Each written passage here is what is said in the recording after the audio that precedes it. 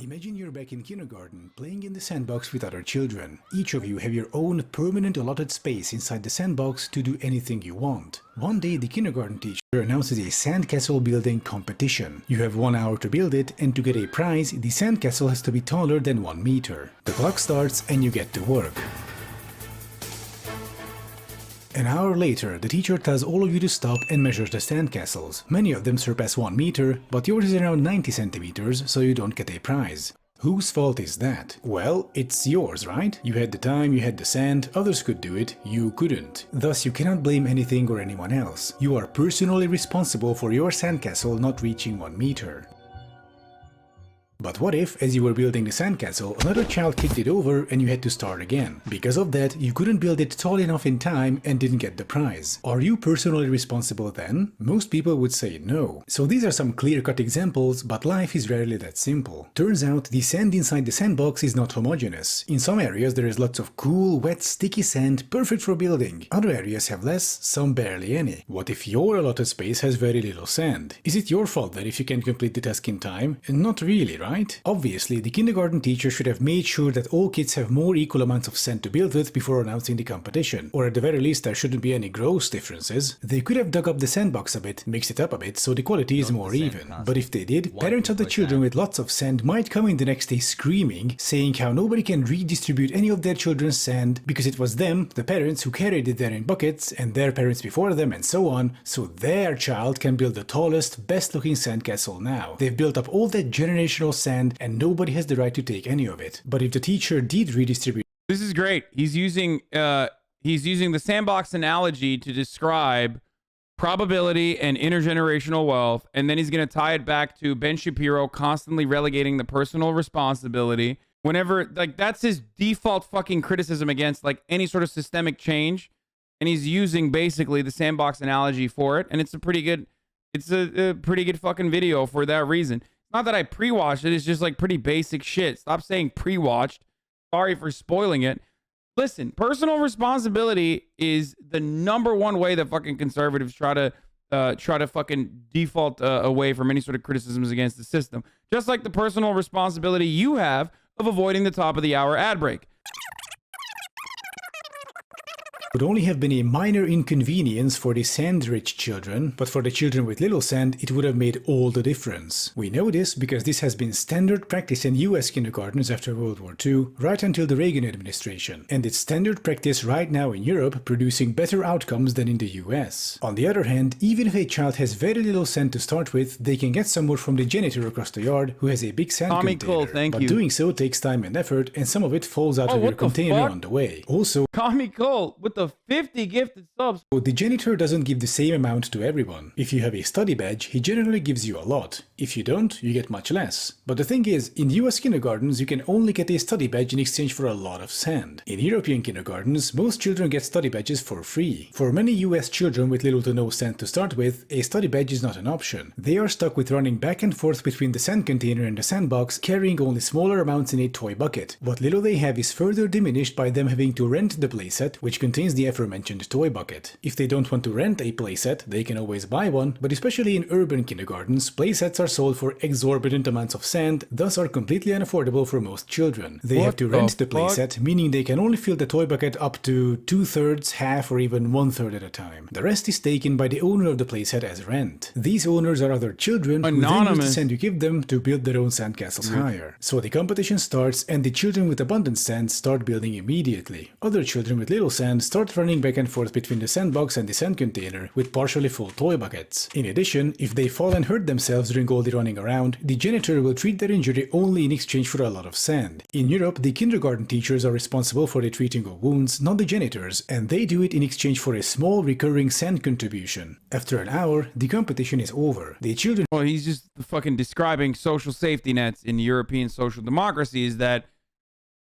help Let's go almost 9 months. people to a certain degree with their sand endeavors. Who started with lots of sand all have big, tall, nice-looking sandcastles. The children who started with little to no sand have smaller sandcastles, despite having worked much harder. The children with lots of sand only had to run to the janitor for more sand once per minute. The children with little to no sand had to run twice or even 3 times, and yet the former group passed the 1 meter mark and got a prize while the latter didn't. And so the question is, are the children with little to no sand personally responsible for their failure? According to Ben Shapiro and people like him, yes. But for people who aren't rich sociopaths, the answer would be no. Clearly, the children's family background plays a huge role in whether they'll be successful or not, and family is one of those things you cannot choose. Ha, well, excuse me, liberal, let's say a child is born into a poor family, let's say very poor, very, very poor. Why doesn't the child just leave their family and get adopted by a richer family? They consider me sort of a widget in whatever ideology they're pushing, or they're considering the value of systems or not systems,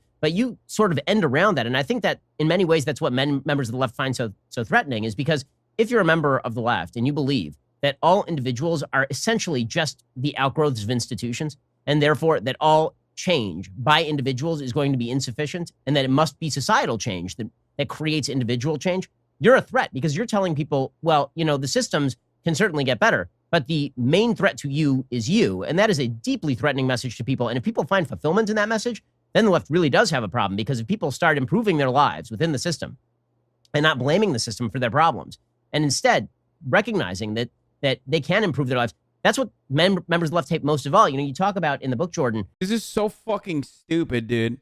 As someone who has improved his life in incredibly meaningful ways, I recognize the fucking role that Good luck job, Hasan. plays Keep up in the my good development. work. Or don't. Okay? You do you. I had a really good spawn point. And I could have had a really bad spawn point, for the record. Like, I was born into a Turkish family.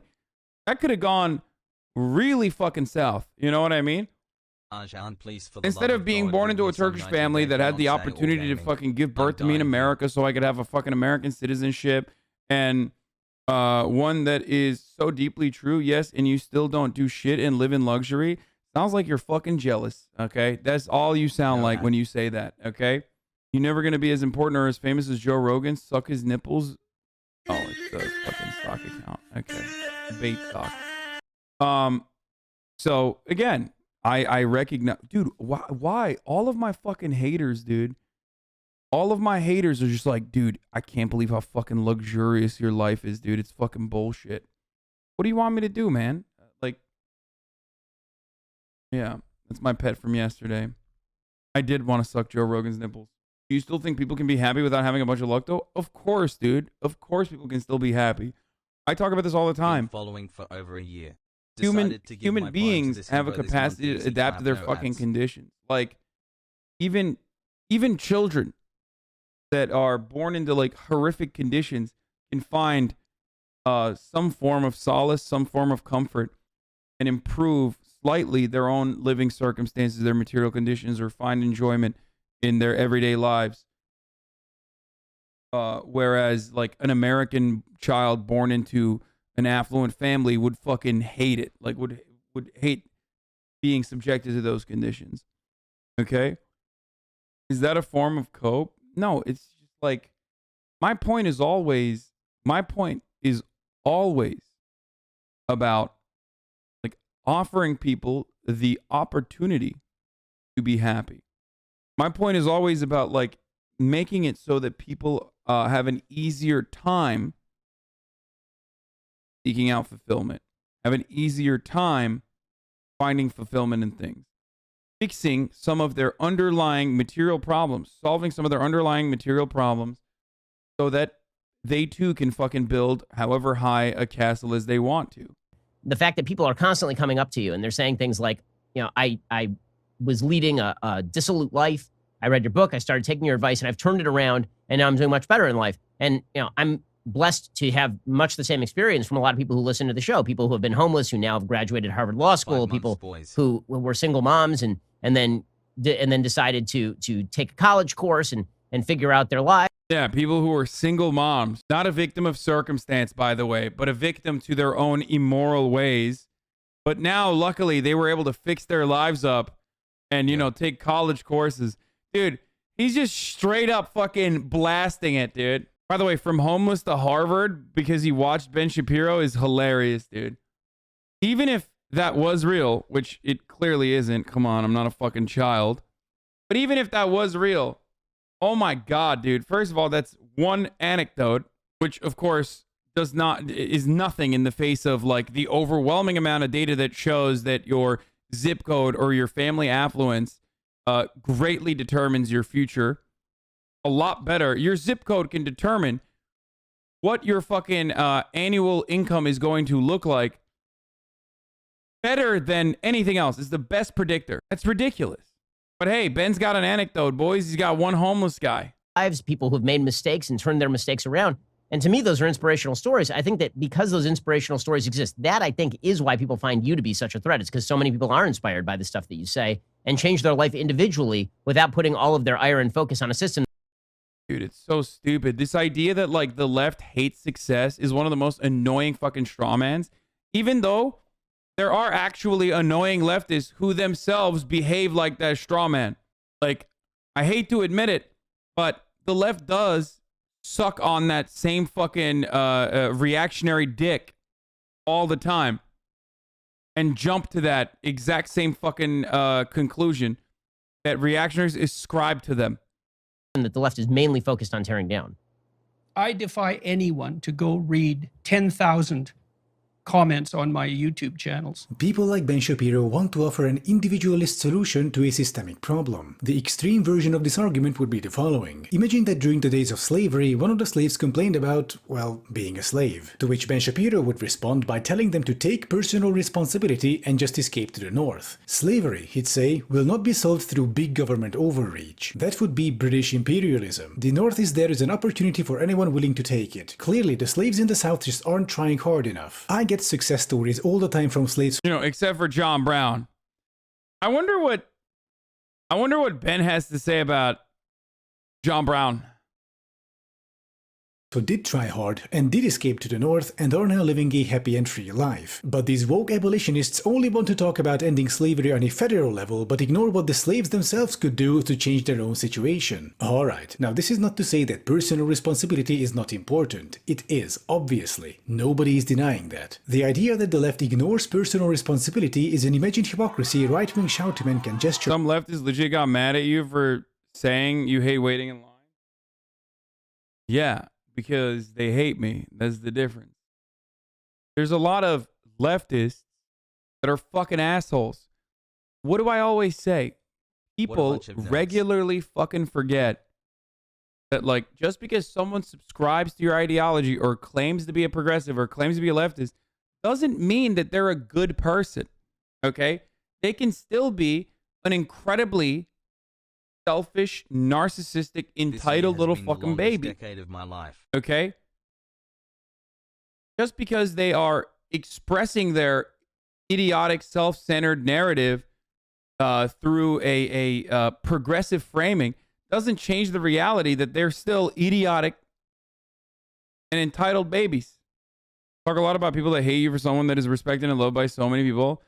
Yeah, I mean, it's just like, I see it all the time.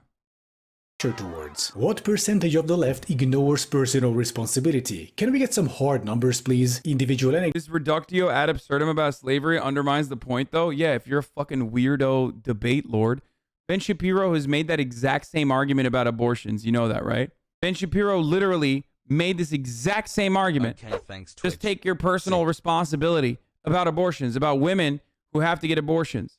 But what the fuck do you mean? He literally said, just go to Mexico. He's made that exact same argument about those who will be victim to climate change. Oh, just move. Just sell your house.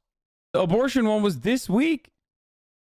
situation. Alright, now this is not to say that personal responsibility is not important. It is, obviously. Nobody is denying that. The idea that the left ignores personal responsibility is an imagined hypocrisy right-wing shoutymen can gesture towards. What percentage of the left ignores personal responsibility? Can we get some hard numbers, please? Individual anecdotes and Twitter screenshots aren't data, by the way. Some problems are too large and complex to be solved on an individual level. For example, the US obesity epidemic will not be solved through just encouraging people to eat healthy and work. Yeah. Or climate change is not going to be fixed by, fucking using paper straws instead of plastic. Work out more. The first half of the real solution is the authorities better regulating the food industry. What type of sugar can be used, how many grams per unit can be in our foodstuff, giving tax incentives to healthier products, limiting the amount of saturated fats per serving, and so on. The other part of this solution is creating walkable cities where people don't sit in their cars for 2 to 4 hours per day, but walk or cycle to the store, to work, or to public transportation. Once you have the systemic solutions in progress, then you can start with the individualistic solutions parallel to it. So remember, when it comes to large, complex problems, individual approach for rare exceptions, and systemic approach for results. And once again, to reiterate, this doesn't mean that personal responsibility isn't important. For example, when you're online, you should probably take some steps to protect your privacy and sensitive data. And that can be done through today's sponsor, Okay, there it is. Atlas VPN.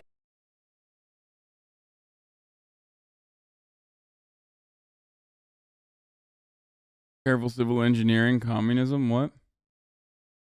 I am hungry, yes. It's literally your job to give your educated opinion on the falsehood of personal responsibility and merit, and people are upset about this? No, people are just upset. Or people are upset, and then they are directing it towards me. Thank you guys for watching. Thank you. Hope you enjoyed this stream. You guys have been a lovely audience. You're so nice and funny and send memes and clips and videos and links and all so many amazing things. We hope you take care. Please follow if you haven't already so you can see next time this guy's raging on his stream. And take care, drink some water, sleep well, and we'll see you in the next Stay hydrated. Okay, that was so much better of an outro than I've ever done. All right, bye, guys. Stay hydrated.